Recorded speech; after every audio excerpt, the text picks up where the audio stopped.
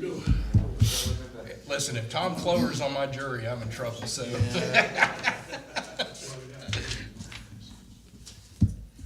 See, it's well attended. Mm-hmm.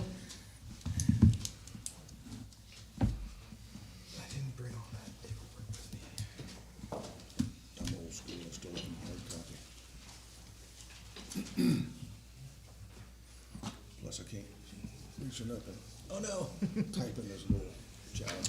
All right, everybody, we will call to order this meeting of the joint special called meeting of the Town Council Central Planning Commission for March the 12th, 2026.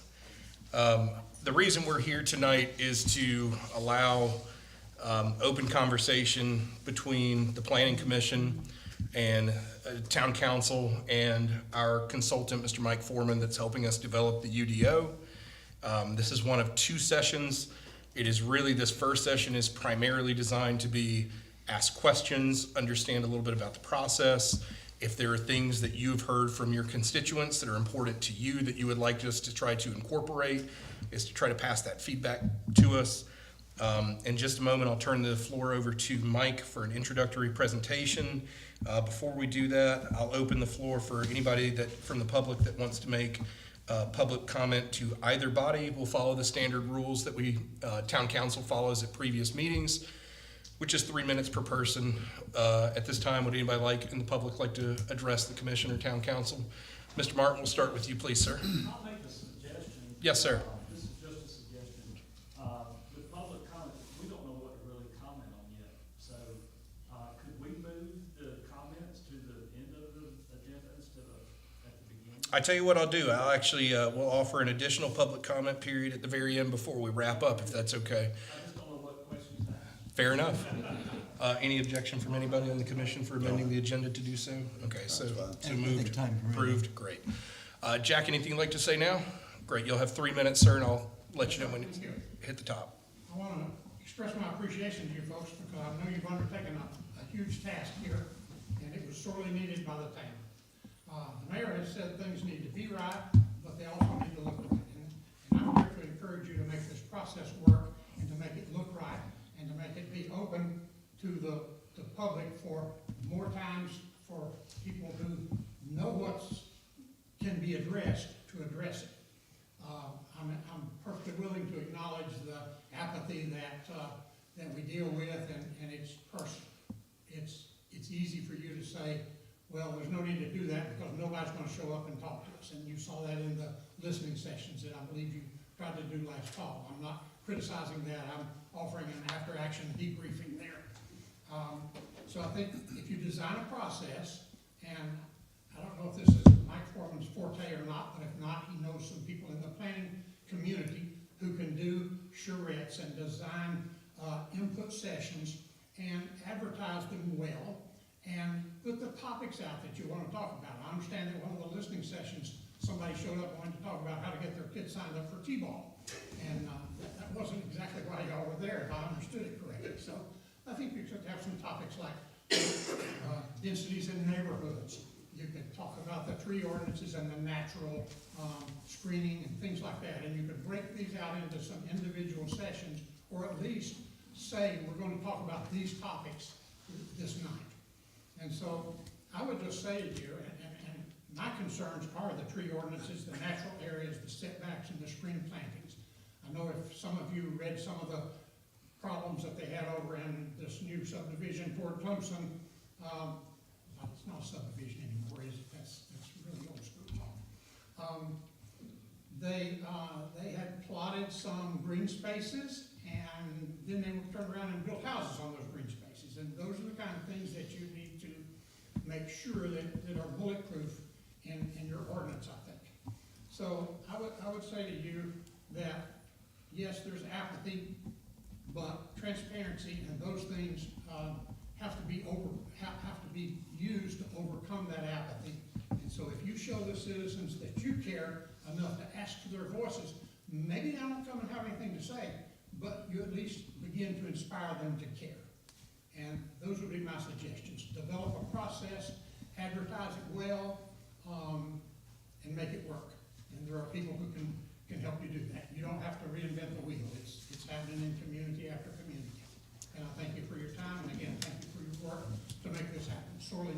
Thank you. Thank you. Thank you, sir. All right. Anybody else that would like to address? Kind of second. Yes, ma'am. No, I get all of the emails from the town, both the fun ones and the work and business side of it. I didn't see any of this, and if it hadn't been for Ed actually working on y'all's committee, I wouldn't have been able to see the UDO and do the survey. So something's missing, and I know Nancy down the street would have been here had she known it, and I didn't call her. But she should have known too, because she's on the zoning appeals committee. So I think part of it is apathy, and ignorance maybe, I don't know, but part of it is we're not getting the word out in the right venues. So, but I do thank you guys for what you do. I know you work hard. Absolutely. Thanks very much. All right, with that, we'll close public comment, move on to meeting purpose discussion. Mike, we'll start with you with a introductory presentation and whatnot, and we'll go from there. All right, thank you, sir. Thank you. You want me to use a mic, or can you all hear me from where I'm at? Jack will need to project a little bit. Can do that?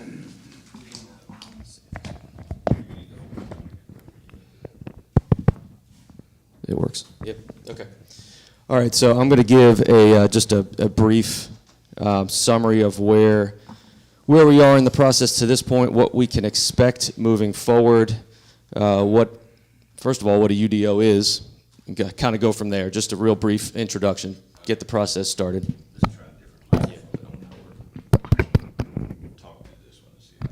Testing, testing. 1, 2, 3. Okay.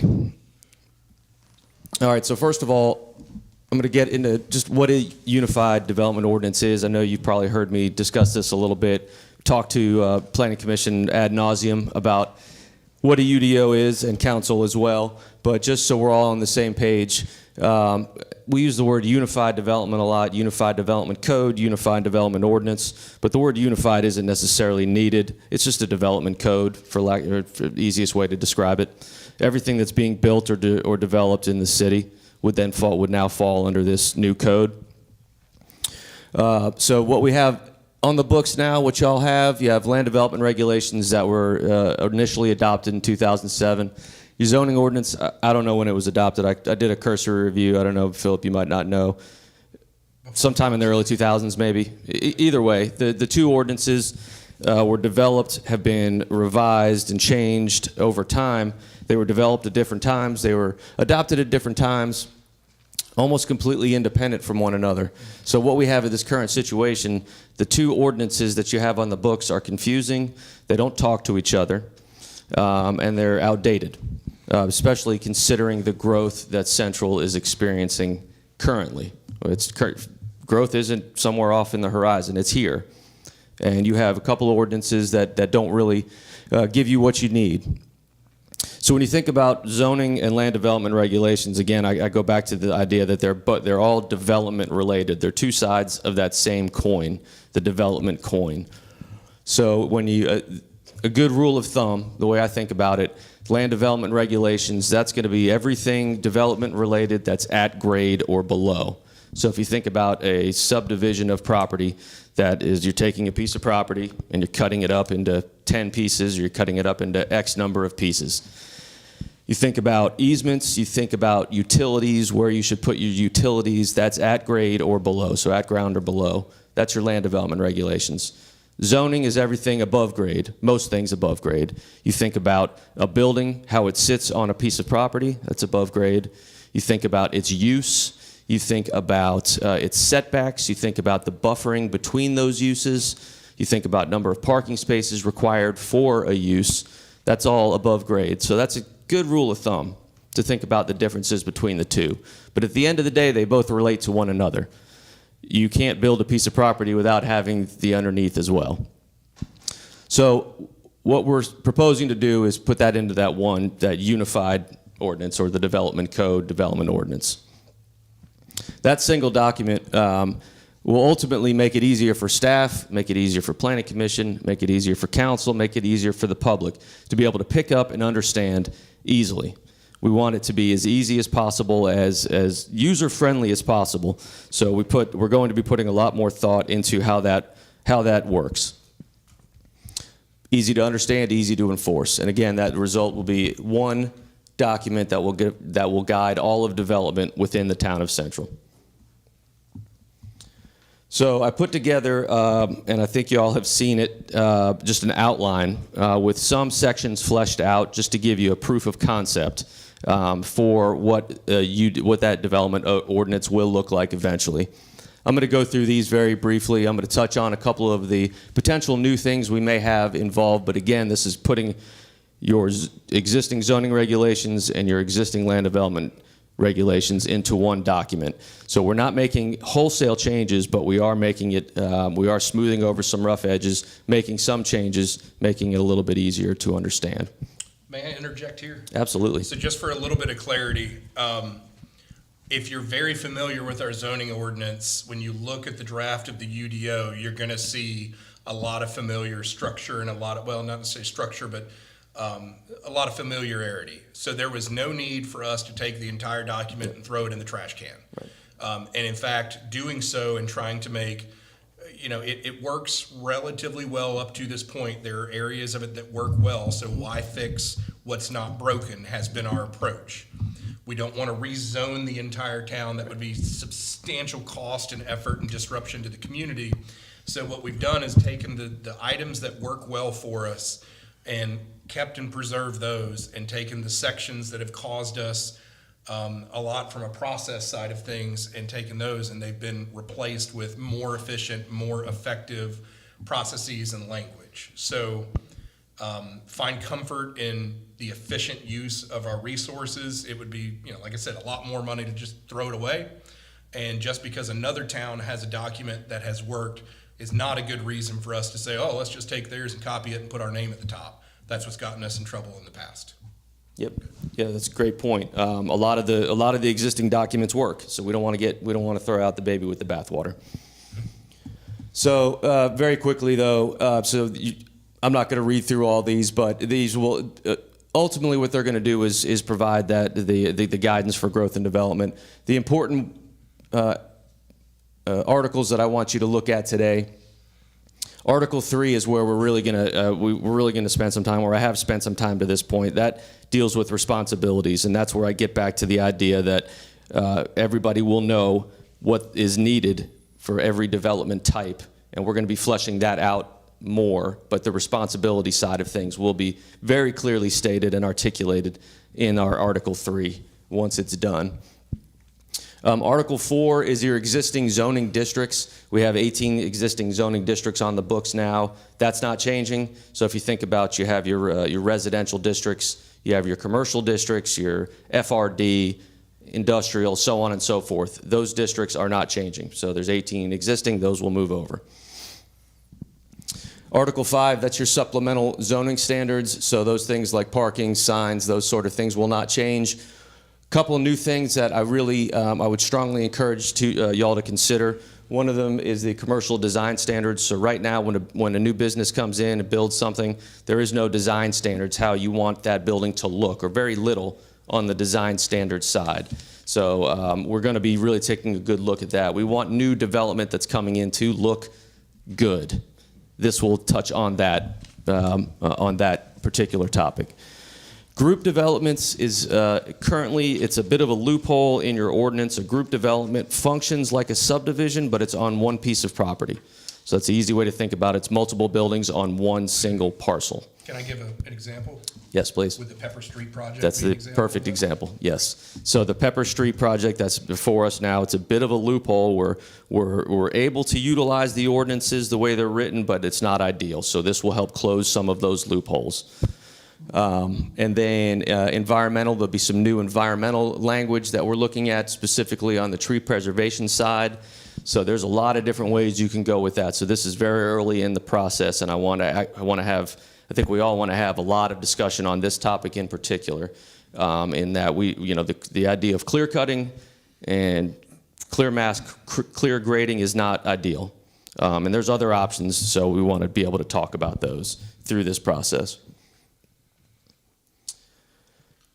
Article 6, those are your current subdivision procedures. So like I said, you take one piece of property and you cut it up into multiple pieces of property. That's technically a subdivision. That's where that will reside. Article 7 is land development standards. So that's if you are developing land. These are the minimum standards that currently exist in the subdivision ordinance. Those will have their own article as well. Article 8 deals with permitting. 9 is existing, that's nonconformities, so things that are existing at the time of zoning that may not conform to the ordinance, but they're grandfathered in. Those will reside there. Article 10, one thing I did, Article 10, so that's the amendments to that ordinance. So if you're making any changes to the text or to the zoning map, those will reside there. Y'all currently have your some annexation language that lives in the zoning ordinance. I would recommend pulling that out and making it its own annexation policy. And we can talk about that a little bit more as we go through the process, but that's why you don't see it here in Article 10. Article 11 is your existing enforcement and penalties section, and Article 12 is just the legal provisions. It was adopted on so-and-so date. And then the appendices, as I touched on, you have your official zoning map would be housed there, as well as all your applications, your fee schedule, and your annexation policy. So again, as I touched on, much of the existing documents will remain unchanged. They'll be massaged a little bit and put into a format that makes more sense for the new document. But the language of the ordinance, the intent of the zoning ordinance, and the LDR as they exist currently will not change dramatically. And one thing that I did right off the bat notice, and this goes back to the idea that these two ordinances were adopted at different times and amended at different times and kind of went off in their own directions, is the definitions list.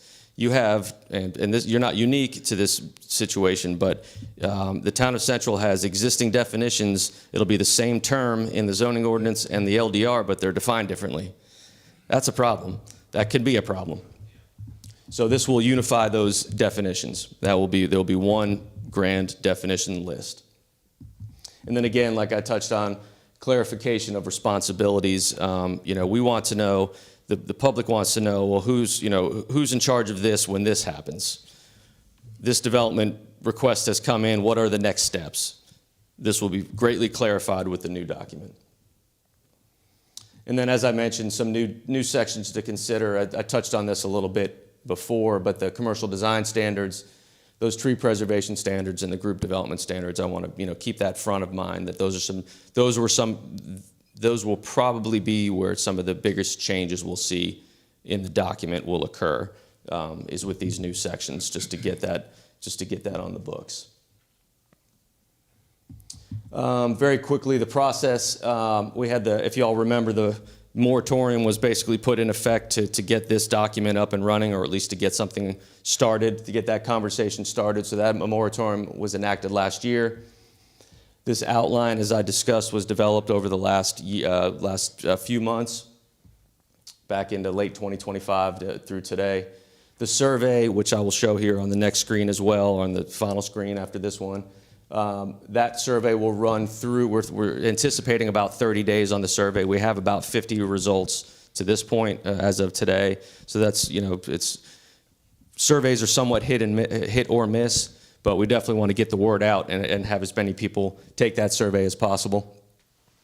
We're here now, the joint meeting, March 12th. We have another one on March 26th. In April, after we close that survey, we will analyze those results, and we'll discuss those at the next Planning Commission meeting after the survey is closed. We anticipate having a draft document to the Planning Commission in April, with first reading, public hearing to occur in May, and then second reading in June. That's a best case scenario, but that's the timeline we're looking at as of now. I'm going to interject just a little bit here. So, full transparency, we've said since the get-go, this is an ambitious timeline. And to the point the mayor has made before, we want to do things the right way, not just the fast way. We are committed to getting this right the first time. So if we don't meet this timeline, it's just part of the scenario before us, but we are gonna keep our foot down and work as quickly as we can. There are opportunities for additional public input sessions throughout this process. And what I really want to mention is for a process procedural error, for us on the planning commission, is that nothing is locked in. And Philip and Jessica, correct me if I'm wrong. It's not done until you get to the second reading. So any substantive changes can happen between today and when we get to the second reading. So when we get to April and we potentially listen to it and potentially approve it at the planning commission level, it doesn't have to be locked in at that point. Changes can continue to happen all the way up until the very last step. Yep. Okay, thank you. When does the moratorium extension expire? I think it's May-ish, I think May. May-ish. You remember off the top of your head? Does that sound right? I thought did y'all extend it 3 months or 6 months? 3. 3 months. May. Yep. So. So, Mr., you had a question? the question, yeah, I guess the question is,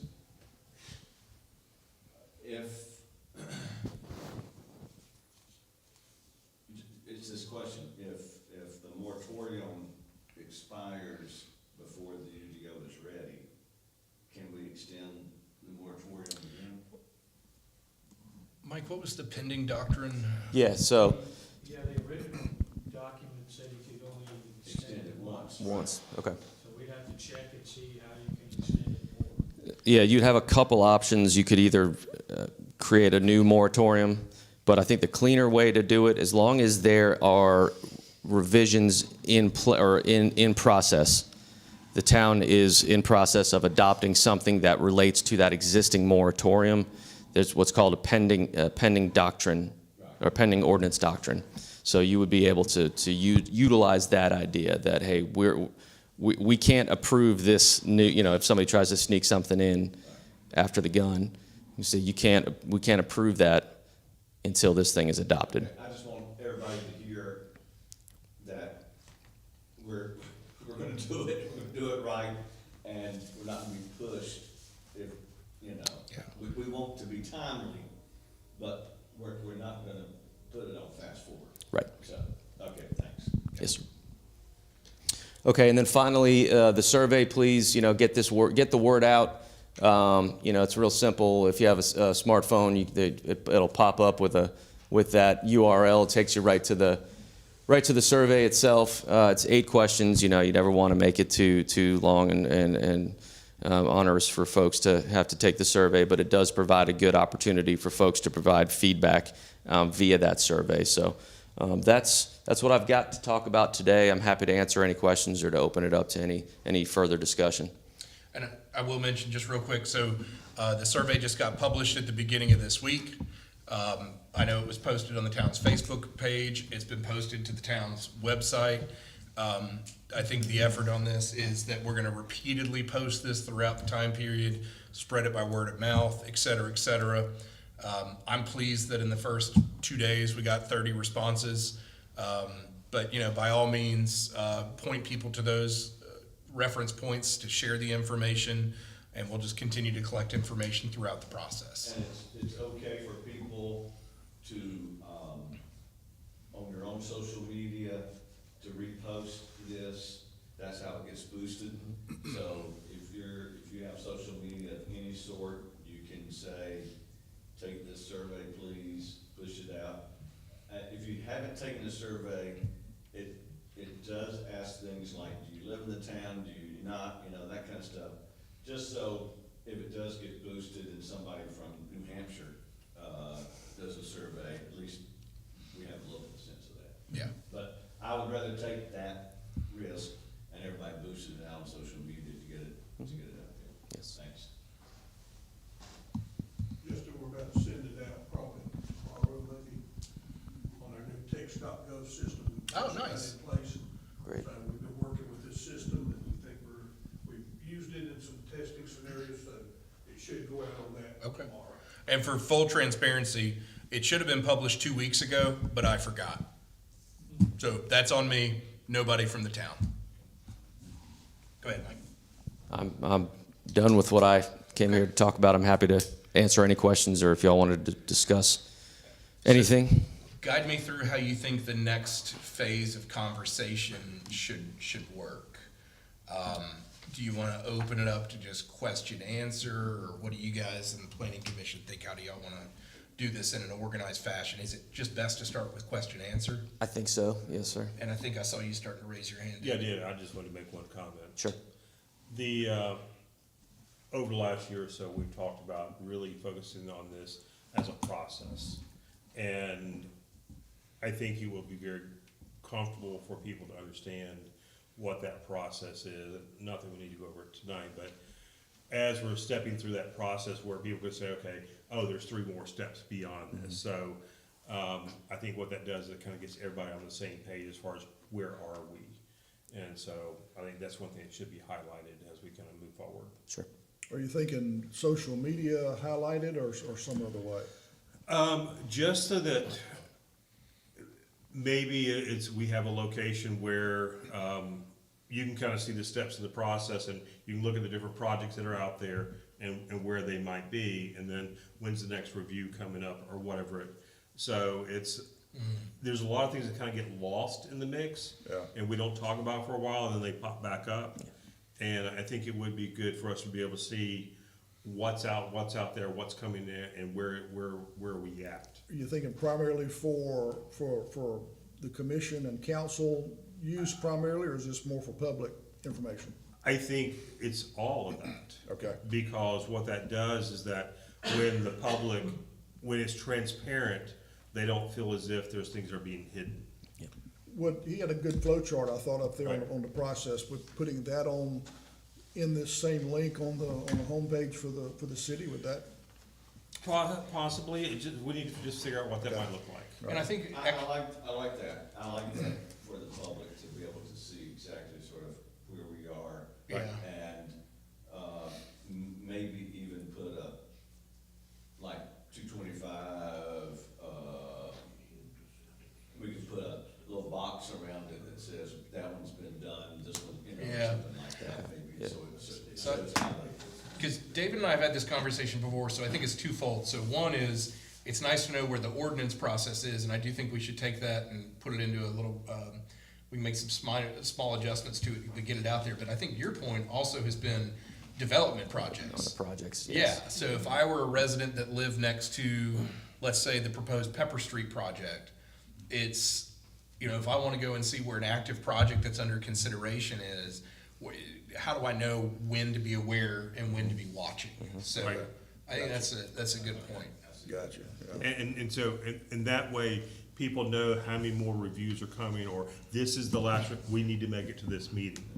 And so that form of transparency within a process gets everybody more comfortable. Is somebody taking notes? We- Somebody taking notes on this to make sure that. Yeah. Because there's 2 things. One is the whole process, the other is individual processes, so that we know where they're going. Yes, sir. Yeah, and I will say that along David's question or comment, when I was at Travelers Rest, we had a good spreadsheet that we kept public, kept it on the Planning Commission web, or on the site basically.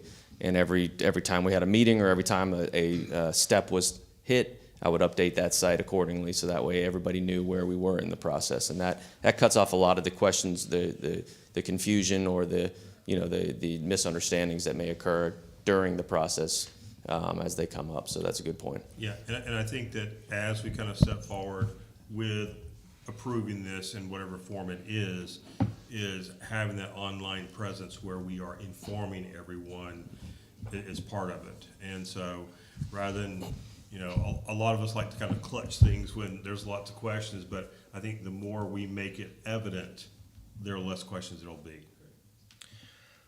So I think as we move into the next phase of discussion, and for everybody here, it's okay. We can talk about, so what I brought was my wish list. So my wish list has been brought up at previous planning commissions. I've got some stuff scribbled in here. So if you have a wish list of things you want to see included, that's on the table for discussion at this phase. If it's, hey, Mike, I'm worried about XYZ problem, that's on the table for the discussion at this phase. So it is really meant to be, open and down to earth conversation. So I'm gonna let council start with any questions or wish list items. Are you comfortable with that approach, Mike? We'll just kind of talk our way through this and then come back to the planning commission and just keep going until we're too tired. That would be now, but. Fair point, sir, fair point. That sounds like a personal problem. Right, so here are the things that people talk to me the most about, and some of these are also my concerns as well. Trees, so the whole canopy, how do we clear cutting, when trees are removed, are they chipped and then used or burning, those kinds of things. So it also, so that leads into clear cutting, clear grading, the whole idea of setbacks, screens, natural screens. Maybe what goes into that as well is, sidewalks, within planned areas, density, erosion control. And then the other one, that, Justin and I talked about is, the university zone of, since that's an unusual thing for us, is I feel like we ought to have, because we have experienced it this week, to say, if property is sold from university zone, it automatically goes to X, and then, because it has to have some zoning. Right. It just can't be out by itself. And so, thinking through that, what it would automatically go to, then the buyer, if it wanted to change that, could then work through that. Okay. So before we go beyond Ken, I wrote down a couple of points here that he mentioned. Is it better we just kind of talk through? Because we might all have similar questions as we work through this. Yeah. Is it okay? So trees Yes. and tree preservation. So he mentioned trees. We talked about clear cutting, burning, and just general tree preservation. Right. So it sounds like in your draft ordinance, you've got something in there about tree preservation or working towards it. Now, I'm just gonna openly say, and this is, again, I'm not trying to run the conversation here. We all have to understand that when you get into tree preservation, it can be exceptionally difficult to enforce. It can be exceptionally difficult to have the resources to enforce it. So a lot of municipalities that have tree preservation ordinances on the books don't enforce them because they can't. And then the flip side is if you're, hey, I'm building a development, I don't know where the trees are gonna go because it may not be done yet. So what I'm saying is just understand that as we come out towards a final product, it may not be, hey, you can't cut a tree that's 36 inches in diameter, what may be. It's that the big picture is maybe we're looking at tree replenishment and replacement after a project, with the exception of some of the stuff that might lie in a buffer or a natural preservation screen. David? Last week, I was actually able to attend a 10 at the Top session where they actually had a lot of discussion about what Anderson and Pickens are doing with regard to development. Anderson had a lot of discussion as far as what they've enacted lately with regard to regulations. And they came up with an approach for like trees where, you know, if you get credit for leaving a tree on the site or whatever it may be. They also came up with riparian buffers where we have waterways, there's certain setbacks that are put in place. But they also said, especially on large developments, instead of going there and clear cutting everything, really thinking about the erosion control, like you can only open up so much at a time and then you move forward. All sounded great, but I think it's also recently been approved and not tested yet. So, but I think there may be a point in time where it does come up, but the point is they have put a lot of hard work into it, so it may not be bad to look at. Yeah, absolutely. And I know I've worked with a lot of the folks in Anderson, so I know what they're doing relatively well. And we had, not to harp back on the TR thing, but we wrote what I think was a pretty good ordinance for tree replacement. It was, we called it the tree ordinance, but essentially what it did was if you were requiring a developer to do a tree survey before they could touch any part of the property. And within that tree survey, they had to identify certain trees. They had to identify the diameter at breast height, DBH, of all trees that they had on their site. over a certain, not, little 1-inch pine trees wouldn't count and things like that, but count up that number, and then either replace after you're done developing, if you're gonna cut it down, you have to replace it somewhere else on your property, and if you can't, you would pay a fee in lieu of. So it ended up there was a special fee that Travelers Rest now has on their books specifically for trees that they could utilize anywhere in the city. And it's a pretty healthy number that they have. That's a rolling number that as developments come in, but they're able to do some good things with that tree fund. But again, to Justin's point, that takes not only writing the ordinance, but it takes the enforcement side of the ordinance as well. And that's a big commitment to take on for a community. So that's something we have to really give a lot of thought to on the front end, if that's going to be something that the town is interested in. Doug, I saw you raising your hand. Yeah, and talking about what David was saying and Ken was saying, I know with the lot road development, we were lucky in that we had a U.S. Forestry Service veteran, employee that lived right on top of where they wanted to build, and was able to go in there and identify a lot of the issues that were in the trees and foliage that was there, as well as a more extensive, I don't know if it was a DHEC survey or environmental studies survey. Phil may know that better than I do, because my property butted up to what it was going to feed into, and there was creeks and streams that the developer had no idea were back there, ponds, 150-year-old oaks and everything. And we did end up, that was where we made it into a cluster development, and they still had to respect riparian borders and things of that nature. And I think not letting them take down the trees is probably better than letting them take them down, because you're never gonna get an old growth forest replaced.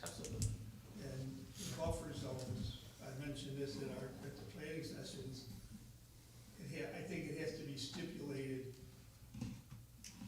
how high that buffer has to be on neighboring properties and roadways. I mentioned down in Mount Pleasant and Charleston, you go down a road, you go out 17, you go out 63, you don't even see a shopping plaza, because it's hidden behind a berm that's 15 feet high and trees that grew fast. That's what we gotta look at, because, right now, I look at what they've done on Lawton Road, and the buffer zone's basically non-existent as far as I'm concerned. It's tall grass and some shrubbery. So that's one point. So I appreciate, and I'm glad we're having this conversation now. So buffers are great, but when we talk about saying, hey, we want to mandate for a big 10-foot tall berm or something like that, you got to think about the significant amount of land disturbance that would occur. Like, they're not going to truck dirt in to build a 10-foot tall buffer. So if we were to say, hey, we want every development, and I'm with you, because I think I like that from some aspects, but we have to balance that with, if they're gonna bring the dirt in on site, they're gonna use every square inch of dirt, and it's gonna get clear cut and tore up to get the dirt there. So that's where I think we've gotta find a balance, right? Like a balance to say, hey, maybe it's just we preserve some of the natural vegetation there as much as we can, and then in some cases, maybe we do require a physical berm. Daniel, you had something to say? I think that in looking at the tree ordinances, I remember that there was like a specific species list. Is that still, For newly planted trees, yeah. Yeah, okay, because I think that's really important to Yeah.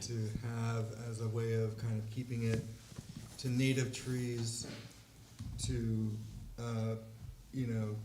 watch out for the invasive species that are already taking over, but Right, prepared. Yeah.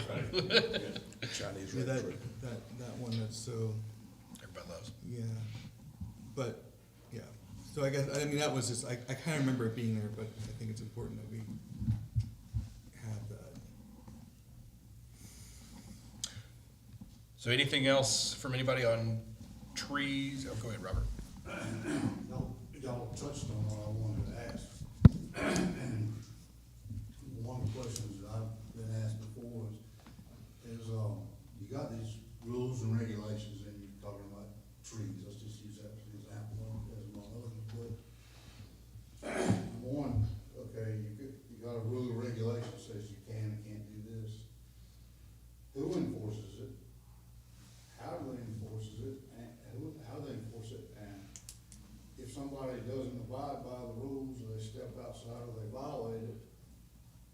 what's the consequences? So let's use a really good example, because that's a great question. So let's talk about in our current setup today, if you were to violate, let's use a specific example. Somebody builds a development with our current rules today and the enforcement we have today, and they don't have, let's say, an appropriate setback or buffer, right? And so when they file the plans, they say, hey, this is what we're gonna build, it meets the requirements. When they go build the structure on it and they come back and all of a sudden, hey, it doesn't have the appropriate buffers there, right? They just left it blank and open. Mike, help us understand what happens. So after they built the structure, there's things like inspections and whatnot. What would happen? Yeah, so in that particular case, there should be penalties on the books that state if you're out of compliance, you have a certain amount of time to come into compliance, and if they don't, then they start accruing whatever that penalty may be, $100 a day, $200, whatever it may be. And forgive me, I don't know the particulars of your current ordinance, but that's typically how it's done. If in a situation like that, you give time for them to you inform whoever it is that's in charge. You inform them that, hey, you're out of compliance. You have X amount of time to come into compliance, and if they do, great. If they don't, then there's additional penalties then that start accruing. And if I'm not mistaken, Robert, so a good example is if I built a house and didn't have an appropriate buffer in place, when they go to get their what's called certificate of occupancy, so when the builder is done, they've got all their permits done, the very last thing they have to go get is certificate of occupancy. And somebody correct me if CO is basically everything's been checked, and that includes inspection by the zoning administrator, I believe, here in the town. Yep. So in that case, our zoning administrator should be, or a representative of the town, whether that's the codes enforcement officer, should be going out and checking those regulations. And if something doesn't meet, they don't check the box, they don't get a CO. They can't move in, they can't sell the house until that stuff is done. And part of my concern is that waiting to CO is probably not the best. Right. We need to figure out how we address it in process, because if we're talking about old growth trees and things that, once they're cut, they're gone. So I do think that we need more in-process steps. Now, we check on these places regularly, right? These developments, don't you go, Tom? And He goes to check the septic, The septic, I handle the DHEC inspection part of it. and then it's the building inspector that inspects that has it being built. Yeah, if I may, at least, Please. the one in my backyard, it was up to civilian inspectors that lived in the neighborhood calling it in to town to let them know there was issues, because, and this is where I think we have to look at the penalty phase, because a developer is gonna make $10 million off of the property he's selling. So $100 a day or even $500 a day is pocket change. So I'm just gonna keep doing what I'm doing and ante up and give you a $500 bill every week and call it even. Or it's also important to understand, if it's over 1 acre, DHEC is the ruling authority on it. All we are extra eyes by having the septic inspector. I'm allowed to go anywhere on that property, even if it's posted, to be able to check on that as a representative of the town. And that's what we kind of did, because DHEC, they've got projects everywhere, they've been cut back. They've also been run into problems where they won't shut programs, but I do know that they have issued fines like over on the Lawton Road. When we saw an issue, right off the bat, would be calling them. As it relates to like stormwater, right? Like we still have exclusive control of our local building regulations. And one last thing I'm gonna mention here is we are throwing around the word developer a whole lot tonight, and everybody in town is using the word developer. All these regulations apply to Ed Young that wants to go build a single family home. So we got to remember as we discuss this and as we talk about this, this is going to impact this can impact your neighbors, it's going to impact you. We cannot just try to say the developers are the devil. We got to think big picture on this stuff too. Tom? One thing I would say that you might want to take a look at, and this was what we ran into on the Walton Road project, and that is, because I know I met with Tripp several times, and Philip and I were trying to figure out what to do. Because the buffer, as explained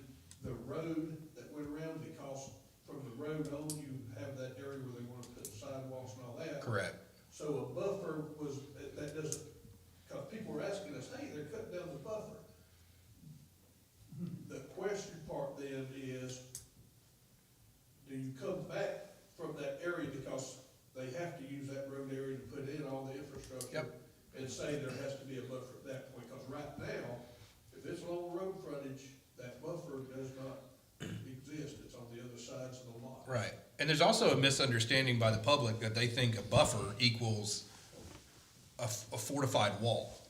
That's not the case. And as we've said before, I mean, I want them in. Ground level, it's 40 feet of ground level. Yeah, and maybe it's just undisturbed or it's been replanted because, I mean, you know, Lawton Road's a great example.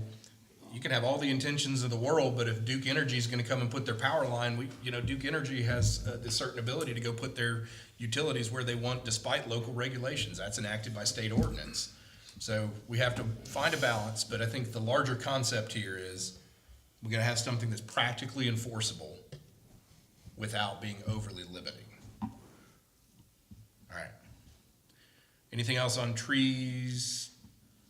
Burning, I did mention, I'm gonna circle burning, cause, that's primarily managed by municipal code, I think, but also it might be, I have an opportunity for the land development regulations, preservation. Anything else on those topics? You mentioned, Ken, the next one you mentioned was setbacks, natural screens. Kind of already touched on the natural screens a little bit. Our setbacks are actually in our existing zoning ordinance are pretty healthy. I'm gonna tell you, I'm gonna make a note here, neighborhood commercial setback. So neighborhood commercial, when you think about neighborhood commercial, that's like the north side of the railroad tracks. In downtown, that core area is a lot of it. It's probably way overly restrictive. So that area, if you were to walk through that area today, most of the setbacks of a lot of the buildings there are 10 feet or less. In some cases, they're very, very low. And like, I'm gonna make a note here that I wanna see in our draft, the neighborhood commercial setbacks drop down to the, probably closer to alignment of that area. I mean, in some cases, it says like setbacks are like 40 feet. I mean, some of those lots aren't 40 feet wide. Now, I don't necessarily advocate that every square inch of that property is allowed for that, but in an area like that, we want increased density. We do. It makes sense to develop our downtown. So I'm just making a note to decrease setbacks in some of our initial proposal. That feeds into density, the question I had as well, so that's right. Yep. Hey, I think you also need to keep in mind in neighborhood commercial, what you got right now is the coffee shop is so close to the house over there. We've had issues with noise and whatnot, because they're so close to that house. I know they're not 40 feet, more like maybe 15 to 20. Yeah, So you also gotta factor that in, because it is in a neighborhood. it is. It is. There are people that live next to these businesses, so. Yeah. Good point. We are. That's on my wish A list. big tall 15-foot burn wouldn't solve it. Yeah, right? All right, Ken, Doesn't sound very. yeah, you mentioned, sidewalks. So sidewalks requirements will be, and we already have them in our LDR, so we will have some requirement for them in here. My feedback I would actually provide to town council on that is we can certainly work on it on the planning commission for new development. But I would point to, Councilwoman Paige Bowers had some proposals and I think some funding and some other stuff that was lined up for net addition of new sidewalks. And the last time I heard anything about, now I know it's still going through designing, searching some grants and all that. My feedback for council is there's a lot of opportunity for improvement of existing sidewalk infrastructure in our downtown, and I haven't heard anything about it in 6 months. Ken and I talked the other day, and suggestion I made was maybe somebody on council needs some responsibility of like transportation and whatnot. So we hear things about like enterprise and community engagement, that sort of thing. I think one of the topics that I hear the most at both planning commission and town council is traffic. And I would love to see from a town council perspective, there's one person that's not responsible for it, but kind of tracks those things. And I know Ken was very welcoming of that and embracing of it, but we'll work on it on the LDR side, but we've got to have a plan to try to, tackle the stuff that's not new development. And tying that into like things like the Green Crescent Trail. Okay? Yeah, I got one other. Oh, please. One thing I did hear about, and I know we've talked about in the past, was impact fees. I know when we were reviewing the PUD in the past, everything. And I think it would be beneficial for us and everyone who may be wanting to do work in Central, is to have some algorithm for the impact fees. So it's not subjective, oh, it's not gonna impact us. Point is, that every time there's some level of a house addition or a development addition, there is some level of impact, and how do we basically make that where that's clear? So Monday night at council, the council voted to give the administrator, the authority to enter into a contract, with Jeff Shackler. And that's, he's excellent on impact fees and writing policies for that, so thank you. That's, we're tracking the same lines there. Should we write, once he, I assume he's got a project to do some work, there'll be some output from that. Should we include that in this? So the impact fees are specifically governed by town council. Okay. So they will be included in any sort of like fee schedule that's developed or an ordinance. I would say, I would love to see, and this is again feedback for town council, it would be really helpful as a citizen to see like a centralized and published schedule of fees. So if I'm, hey, I'm gonna go, how much does a building permit cost? How much of the impact fees as of this year? All that stuff, kind of like a one-stop. I mean, we see that a lot of towns have that. So it would be cool to see that kind of included somewhere where the general public can just go see how much this stuff costs at some point. So as we're talking about these fees, there's been a lot of talk in the state about concurrence, because there's that bill that's not out of the state senate yet. And that goes to to putting some responsibility on, especially in the case of a development, making sure we've got the infrastructure to support it. The town has a role in that as well. I think in part of that, there's some discussion about fees and that sort of thing as well. Is that thought process something we should integrate into the UDO? So Mike and I have talked about concurrency previously, and it's worth mentioning that Greenville County, last week, I think, has started some concurrency fee or some concurrency adoption.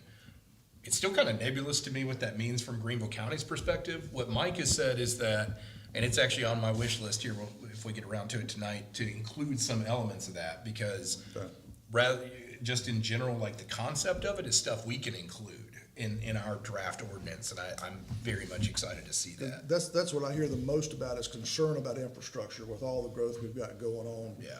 We hear from different folks that, oh, it's fine, don't worry about it.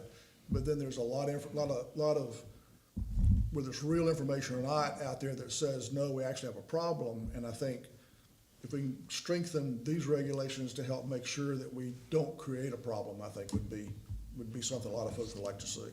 Yeah. Mike, if I may please, probably, with the concurrency, that was on my list. And explain the definition of it for the lay public. I think I know what I interpret it as, but does it include, it should include the infrastructure that the town incurs, but does it include DOT infrastructure, things like that? It could, yeah, you're gonna have to get, DOT seems to be very slow in reacting. correct, As is, you see on 18-mile road right now. yes.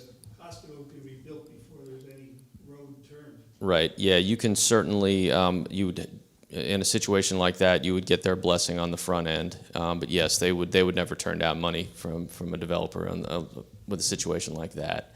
But really what you want to do with your impact fees, in an ideal world, that fee should cover the externalities or the negative externalities that new development creates, right? And the whatever that may be that it is then imposed upon the town, you want the fee to help cover whatever the recovery of that negative externality is, or the correction of that externality. So that's where the road fund might come in.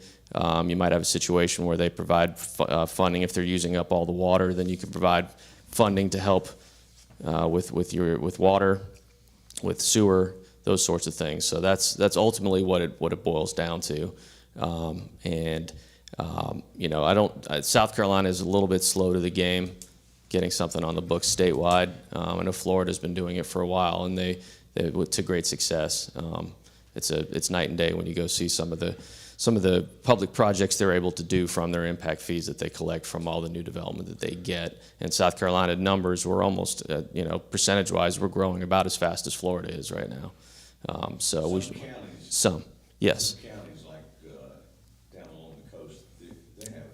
Yes, Collier County I lived in Naples for about 6 years, and Collier County is very up, on top of that.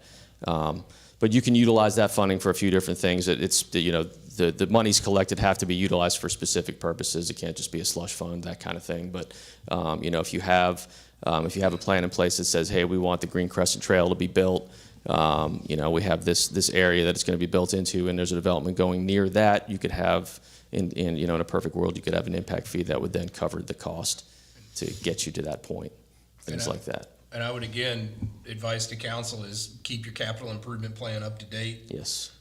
Mr. Shackler is probably going to tell you that's incredibly important as it relates to impact fees. And don't forget, impact fees are taxes, just another word.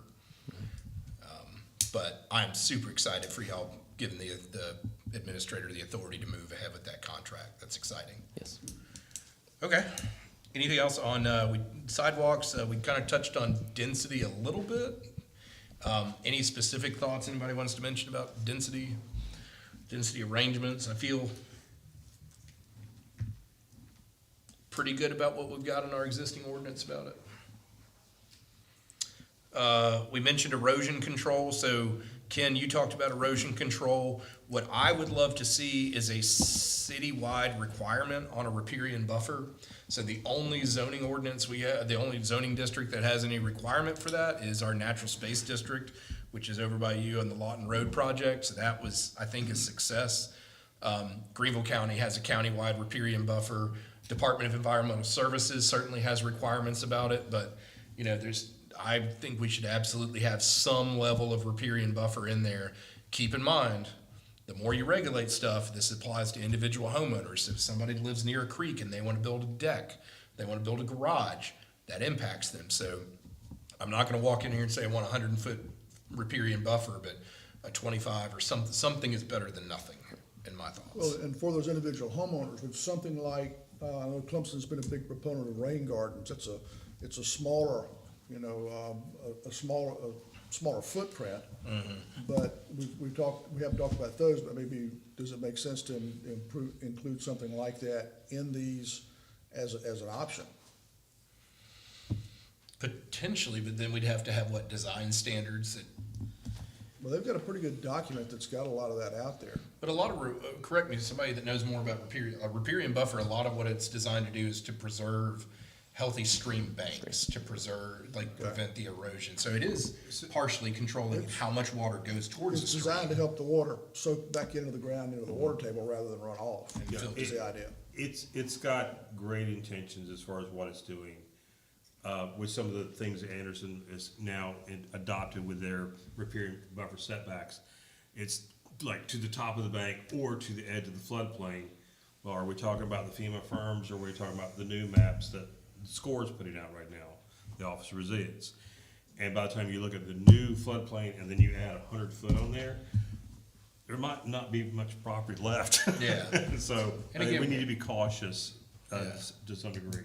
And we want something that's enforceable. Right. Or if it's within existing, I don't know if we can do this, but is there some kind of cap and trade you could do with individual homes? I mean, if somebody wanted to build a deck on the back of their house, but it came 10 feet within the riparian zone, they pay a fee that then goes to help somewhere else? I mean, I don't know, but that's, when they built Publix, it was in a hole, it was in a floodplain. And I think they allowed them to take percentage of that to put it in. But then they had to put money into it, and that went into that Honeycutt Creek Restoration or something. preservation on the other side. So there is some kind of I think that's done, Yeah. where people do that kind of thing, so you can, you still don't want to destroy it, but you might be able to say, take some of it, but then you go and you preserve something Yeah. else in some way. It has to be within that area. Yeah, preserve or create. And So, what, where I've seen some regulation in the past, and this is actually across the country, where if you, by your design, you're taking a certain amount of wetlands, right, then you've got to apply like a 2X of creating Right, wetlands right. elsewhere. Yeah. So, whatever the calculus is, it could be created. Yeah, it could be done. Okay. So I think on some level, it sounds like we all agree on some riparian buffers. Yeah. Anything else? We talk about erosion control, we've talked a little bit in our group about, some of the surfaces that we require and allow, and there are a lot of, alternatives to concrete and asphalt. Would this be a good time to put in something like that? I think so, yeah. There is a lot of newer technology that's like parking, pervious parking, for instance, Yeah. that, it's a win-win in my book, those kinds of things. So, yeah, absolutely. So kind of the promotion of that, maybe there's some trade-off, because if you're putting in a parking lot and you do permeable surfaces, maybe you allow a higher density, maybe there's something else that goes with it, a little Right. carrot stick approach. Right. Yeah, be great. Okay. All right, next one, Ken, that you mentioned was the university zone ownership and SWU. Mike has we've already kind of escalated that before to say, hey, we've got to figure out a process for that. So we can probably look forward to something in there. I don't know that it'll be automatically rezones to X, as you'd kind of said the other day too, is what we probably want is just a requirement that when they sell it, they have to submit an application for rezoning, and then it just kind of follows the process. But either way, I'm with you. It's neat. We need a established process for that. How about automatically going to the most restrictive zone that would apply to that area? Automatically. And then they can go to the planning commission and ask to be rezoned. So I guess the underlying question of all this is, when would the town be made aware that the property's been sold? That's not something that would automatically come to the town, right? So we'd have to figure out a way to capture that information before it gets to the point. And maybe it is at the point where they come in and apply for a building permit or a grading permit, and it's like, hey, the applicant isn't SWU, but you're zoned SWU. And maybe at that point, I guess we'd have to give some thought as to when in the process we can make that change happen. We just had one sold, and when they came in with the survey for us to sign off on it was where we were made aware that it was being sold. And current, we have to put down, when we stamp the survey, we have to put down what the current zone is. But that's only if you were to get the property surveyed though, right? Like you could you could transfer title without a survey, but that's a good point too. So I think you're right. We need to figure out a mechanism in the ordinance so that you don't sit on the property for 3 years. I mean, I don't know. That's a complex topic. I think we do need to include something in there. can we make that a requirement of the university? I don't know. That they inform the town. That when they sell property that's in university zoning, they have to inform the town?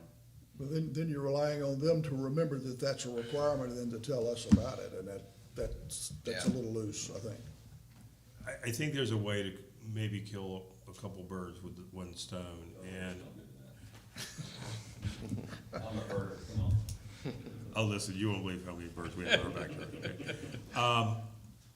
We also have individuals who are looking to develop their current property, and that's the way it's presented, and they're wanting to be rezoned to a higher density, and then once they get it, the zoning approved, then they sell it, okay? And it's something we should probably think about, is to kind of prevent some of these issues that we're seeing, to where at the point of sale, does it revert back to the prior zone?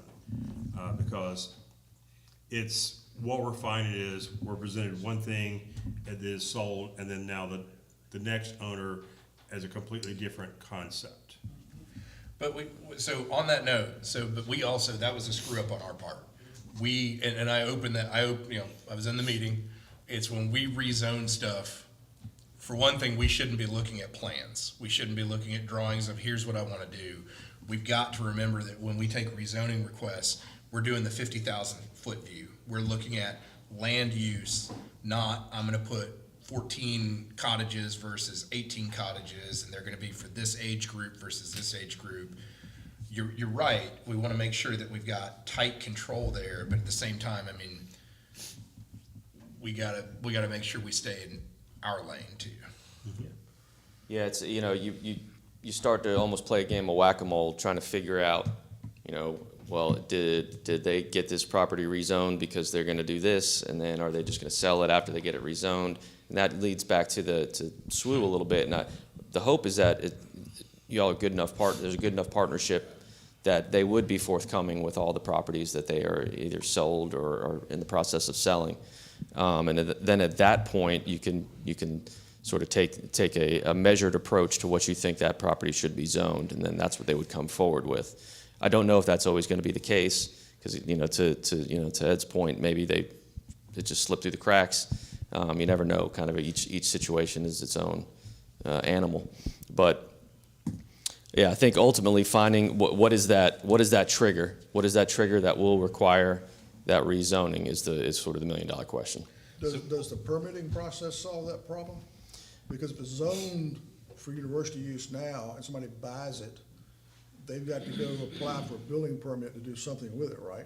They do, but if there's already a building on the property, Okay. they wouldn't get I mean, they would still have to get they would have to ultimately get a CO.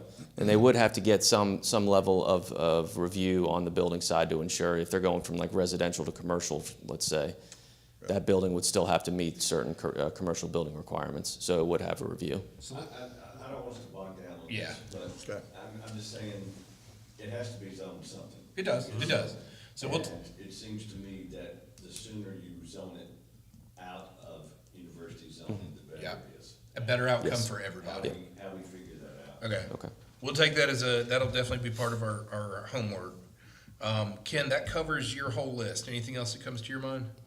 All right, so I'm gonna trade and let somebody from the planning commission go next. Anybody here have anything they wanna mention, discuss, wish list? Only other item that I had that we haven't already covered was, there was a lot of discussion last year about abandoned buildings. You had done some legwork on that, I think. We got plans to include that in our update?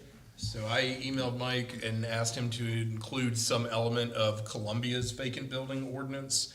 I will acknowledge Columbia's vacant building ordinance is pretty no, it's not very aggressive. It's actually I think it's actually really easily enforceable. Thing we gotta be careful about, and council's gotta be aware of, is that in order to enforce that, you've gotta have funding for your codes enforcement officer to stay around. You've gotta have a codes enforcement officer that's on payroll all the time. So again, for our perspective, we don't wanna tip the Christmas tree over, but yeah, there's some element in there. Correct. Yeah, I had put that down as an item for myself, and then also, especially the issues of like the downtown district, and I mean, I think I moved here in 2010, and the same buildings have been boarded up or papered over before that. And so, why is that? And so, there must be something to be able to do in our business district of downtown to enforce something to be in there as a business and make it make it fair for people to be able to get in there and have a business. And I will give council and the administrator credit here. The codes enforcement officer is somebody that is enforcing the Main Street district. They are citing for building inspection issues, so probably relatively recently, I think we've seen more enforcement of some of our existing tools than we've ever had before, which is a plus. But I think that vacant building ordinance can help address what you're speaking to, which is an issue. I mean, yeah, it's just, I know there's other economics involved with all that, but we should, as a town, make it so that it's as fair as possible to get into those spaces. All right, Ed, so you mentioned vacant buildings, we got that. Mr. Griffin, I'll go back to you. Do you have anything you'd like to mention or discuss or have questions about? Not right now. Okay, perfect. All right, then back to the planning commission, Daniel. Oh, I think I got my things. Okay. David? Okay. Mr. Barry, I'll let you go next. The only things I touched on a couple. I think the enforcement's a big thing as far as I'm concerned, and where it's gonna go. The environmental pieces of all of them, I've been watching the development of the new parking and extension at the Academy of the Arts over there on Johnson Road, and seeing piles and piles of dirt and mulch generated and wondering where it's all gonna go, things like that is pieces that cover that, and all the rest of it, the things that go with it, the traffic. I mean, they're doing it to change the traffic pattern and make the roads safer. But in the meantime, the roads are extremely unsafe because of the extra truck traffic and the way the traffic has to figure out where to go. So I don't know how that would even begin to be covered in that, if there's a way to do it. So I'll mention, Alternate patterns. so on traffic, because you touched traffic, and that's going to cover over to my to-do list. I mentioned a concept to Mike, and he said, well, it hasn't been really done before, and we don't know that it could be done, but I'll tell you that traffic studies, so part of our existing land development regulations require a traffic study, and it's very loosely described. And additionally, we don't really say who performs the traffic study. In some cases, it's DOT, and I trust DOT. They always do a lot for the town. I trust the information they give us. In some cases, the burden is on the developer.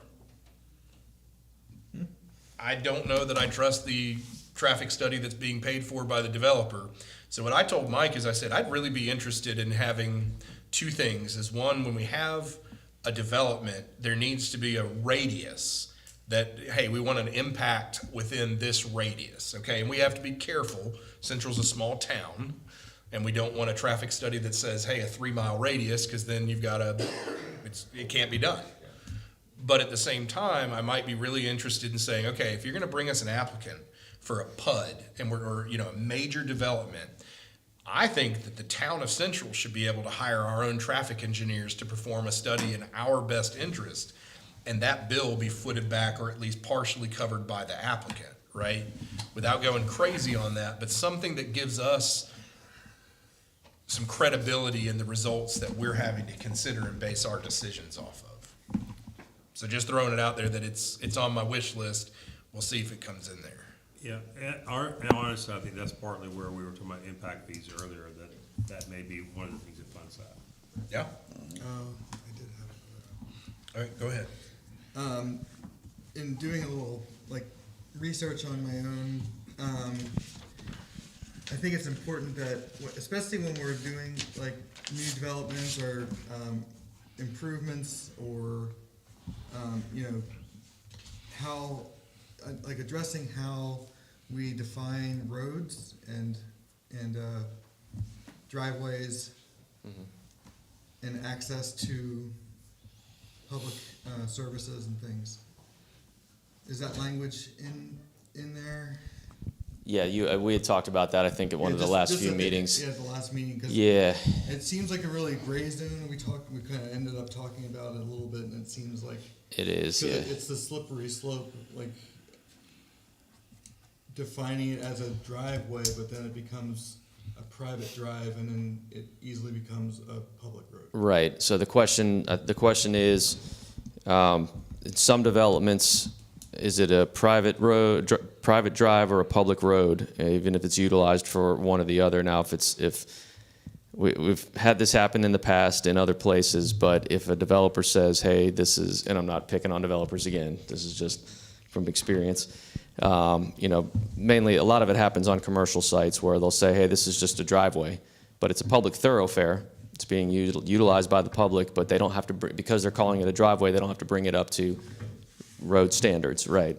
So the question is, how do we strengthen that? And I think some thought will definitely be put into what we consider to be those minimum standards for drives and roads. Because, the road width and the developer at the recent one we've been talking about. And my feedback was, I'd like to see more like 26 feet Right. roads, even though, you know, it meets this minimum standard of 24 feet, but it also has, you know, parking on both sides, it has sidewalks, and so how do you make it so that it's safe for emergency purposes? And, you know, is there language we could put in there as a town to say, while it's only 24 feet, we'd like to see what it looks like 26 feet first, and then kind of draw it back to the 24 foot if it's necessary, or if it allows, or something like that, as a way to kind of have a better standard than a minimum standard. Okay. Tom? Justin, one Yes, thing sir. we would ask y'all to please consider, and we're seeing it now again, impact on the roads by the developers as they're building. Now, if it's a DOT road, sidewalk, DOT would normally, I know Mr. Barry and I had to work with Jason down DOT when they built houses down below him, and they busted up the sidewalk. After numerous calls, was finally able to get, DOT down there, and they enforced that developer to refix the sidewalk. But in areas where we have like town roads, county roads, Log Road's a perfect example. Luckily, it's built to commercial grade. But there are areas like down at the intersection where those trucks are making the turn, and it's where it meets DOT, and I can tell you, we're gonna be in an argument over who's to fix it. I would like to see something that holds them to a responsibility of a certain amount that their vehicles, if they get on a city road that tears them all apart, they need to fix it, not the town. Okay. Noted, thank you. I think that's a good point, especially when you get those, which side of the road is whose? I think entity, they should be responsible to any entity, whether it's the town, the county, or the state, Correct. reimbursing them to fix the damage they've done Well, to the it. DOT will make them come in and do it. That's the reason we need something, like Eagle Creek, just You like. got Eagle Creek, Yeah. where you turn off of 93 onto Eagle Creek, you know, the pothole was that big from when they started construction, now it's this big. There's no reason for us to go down there and repair it, because it's just gonna get all tore up again until they're done. So it sounds like, There's nothing that, unless we catch them on the front end when they're presenting the development, planning commission's going through it. I think at that point, maybe you can say, hey, you're probably gonna tear this road up. We need something in writing that says you're gonna fix it.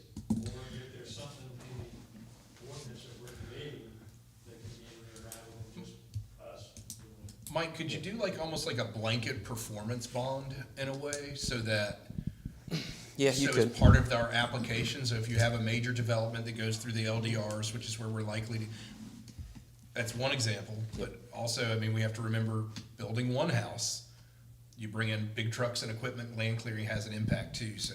Yeah, there's language on the books now that provides that a little bit of coverage in that respect. But yeah, we can certainly strengthen it and make sure that it Okay. meets, you know, either whether it be a contingency fee, you know, something along those lines, an extra Okay. 10% or whatever it may be, just so that if it is out there, yeah, whatever that number is. Yeah, 25%.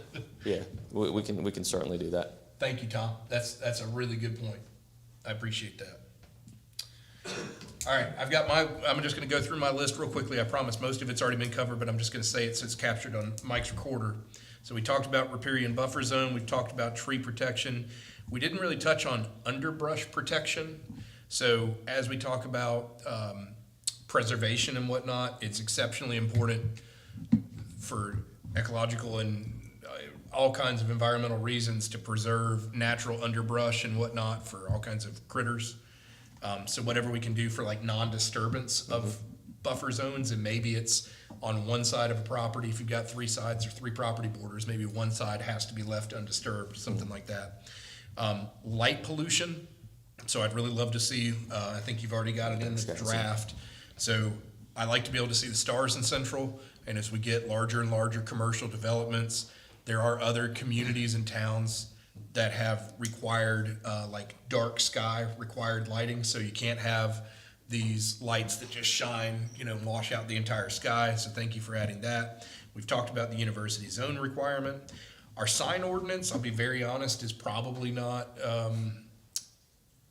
we did a great job doing the best we can, but I think we created a Christmas tree.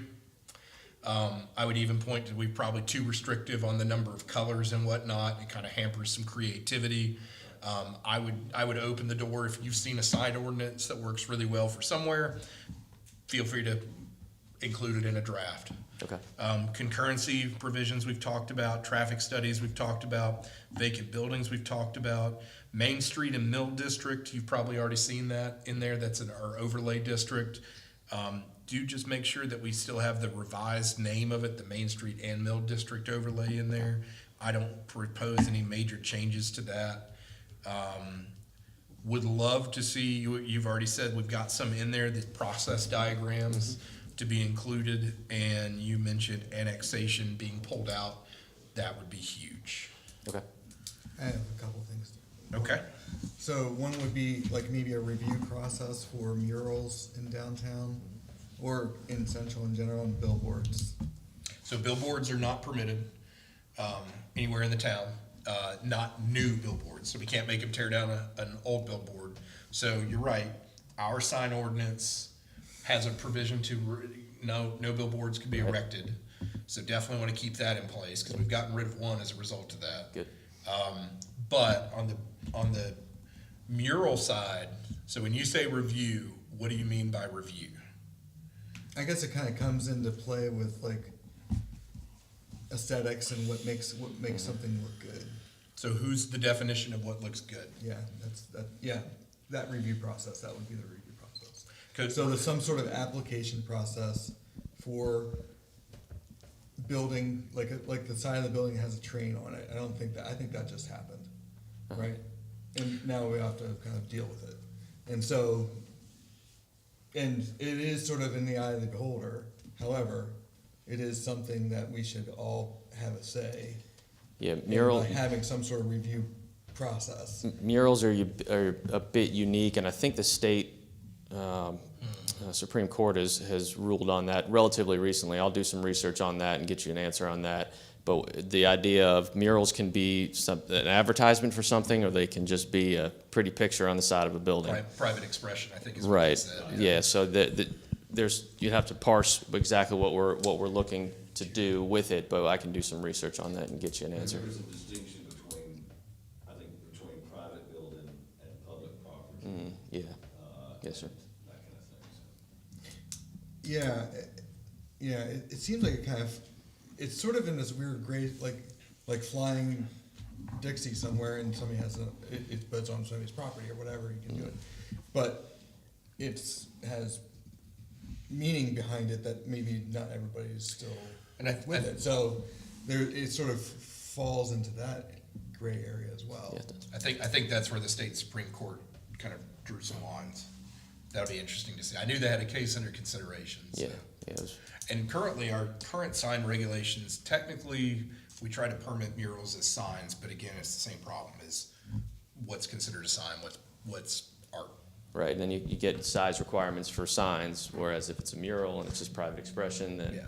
I'd like to know what Greenville, Greenville is doing tasteful murals on the side of buildings to commemorate, Right. somebody famous in Greenville. Right. Or some sort of socially acceptable topic. Yep, and I will say And that goes through a review, that doesn't it just does. happen. They have an architectural review board that I think reviews murals as well. TR has a mural. It wasn't regulations; it was more of a policy, and yeah, they had review as well. As long as it wasn't an advertisement. So if you ever go through TR, if you notice, there'll be murals on the sides of the wall of certain walls. That it was more along the lines of we just want to make sure what you're doing is tasteful. Wasn't necessarily that we were requiring a sign permit or anything along those lines. So yeah, there's history there that we can lean on one way or another, but we'll certainly touch on it. Yeah, because I think it's a great opportunity to be able to, it falls under the umbrella of beautification, I think, as well. Yes. And making the town look, attractive. And so you want to be able to make sure that that's done in a well, in a good way. Yep. And I think a review process is probably an application process in some way. Yeah, and there was even money available for murals Yeah. in TR, yeah, so. Okay. All right, noted. Anything else, anybody? All right, so we promised to amend the agenda to allow for public comments. Mr. Martin, I'll recognize you first. So, Road 18 has a layer district on it in Ricketts County. And I know I've annexed all the properties, so we've got two different sides of the street. One's going to be controlled by Pickens County, and one's going to be controlled by, Central. How are we gonna work with that? Is a question, I guess. The 18-mile layer district does restrict signs, and I think just some attention needs to be given there of how that could look if we don't pay attention to it. I mean, this is just a weird example. We might have lollipop signs on one side and low signs on the other. Yeah. Because we're gonna have two different districts there. It's just a comment that, concerns me. Well, I'm glad you mentioned that, Mike. So, and that probably is just something we need to look into to make sure that that it's still, I'm not saying it's not active, but it's still an active topic, right? Between the county with their UDO they just did, or UDSO they did, and all that, just to make sure that it hasn't been discounted. Well, the 18-mile, layer district still is on the books. Okay. I checked the website just in this meeting a minute ago. Okay. It's still there. Okay. So we need to make sure that that's addressed. That we're aligning with that. Yes. Okay. All right. That's, One comment. Yep. The other comment I'll make is, whenever it goes back to burning, and, I'll touch on this very briefly, ag. You know, ag is one of those areas there's not money in agricultural per se, so don't get too crazy and get too restrictive on ag. That burning is a part of agriculture, so just keeping that in mind. yeah, it is. And I just to add to that is burning is a reasonable way in safe conditions to dispose of large amounts of organic waste. It's acceptable by South Carolina development standards and that sort of thing. What I do like is having a process control, at least for the town, to have some say, the appropriate officials to have some say in it. Good point. Yes, sir. Mr. Queener. Blew my whole page with notes tonight. You guys did a great job. You and us both. Again, appreciate you. I want to start from the bottom up. The mural question, we visited Manning last summer, and Manning, South Carolina has leaned into their heritage from the Revolutionary War and Francis Marion and the Swamp Fox. And there's about a dozen Swamp Fox murals.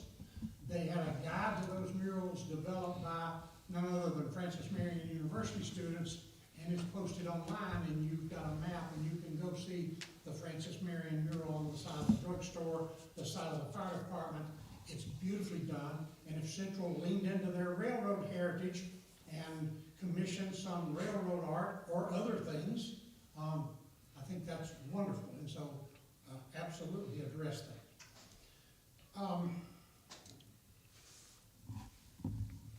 Some of you don't know much about my background, but in my extension work, I was the environmental consultant for the town of Hilton Head for a number of years. I counted every one of those blasted junipers that were planted on the Cross Island Parkway. I supervised a 7-mile landscaping project. I made sure that every one of the palmetto trees were planted properly and watered in, because if you don't use a water jet and get the air pockets out, your tree's gonna die. And so I think I can address tree issues just a little bit. Your tree enforcement is a challenge, there's no question, but the science is there. I've taught the class. Forest trees living in a natural forest live 30 or 40 years. Average urban tree, 7 to 10 years. That's because of lawnmowers and weed eaters and this volcano mulching that they do.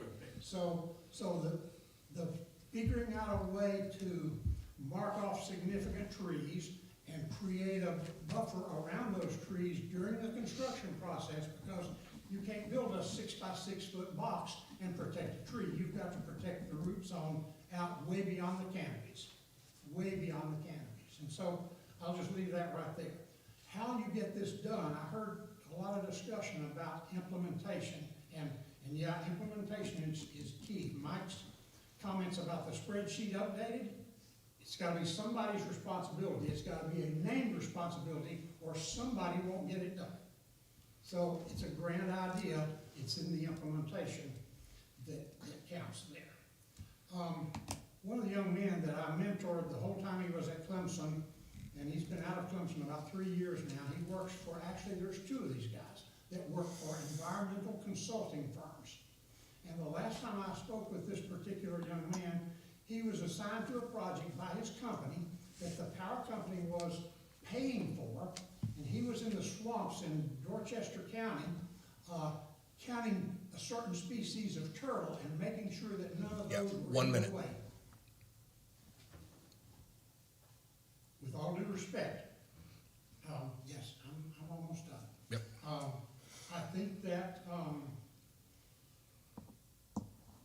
the ordinance, the way I read it, when I first started looking at this stuff, your ordinance says that the developer can be required to post money before he does anything to cover off-site projects, to cover road repairs and other things. Again, you're talking about the enforcement there. Is it gonna be enforced, or is it just gonna be ignored? And so, I think, I'll stop right there and address some of my other comments and I'll come to you. Okay. Thank you so much. Thank you, sir. All right, so with that, we'll close the public comment period. Anybody else? Great. All right, so what's next? We have another meeting in 2 weeks. I believe it's on the 26th, similar format. At that point, you can expect to get more into the weeds. I do hope we'll get more members of council to be present for that meeting. I thank those that were here tonight. And then subsequent, we've got additional sessions to come after this. If you have questions, if you have comments for the bodies that you want to provide, email is great to get that into us. Thank you very much for riding out an hour and 40-minute meeting with us, but I'm excited to see common themes and that we're all agreeing on overall topics. Would there be an update to the current draft of the? I imagine so, yeah. At that time, yes. So at that time. Oh, okay. And we'll Yeah, get it. Not as of today, it's what y'all have is what is, how far as it's gone. Yes. Okay. Right. All right, so we'll try to get that prior to that meeting. We'll definitely get it sent out. Any changes up to that point? With that, I'll call the meeting closed. Thank you very much. Thanks, guys. Thank you. Thank you, Jessica, for being here tonight. Gotta wake up, Tom. Bye, y'all. Have a good night.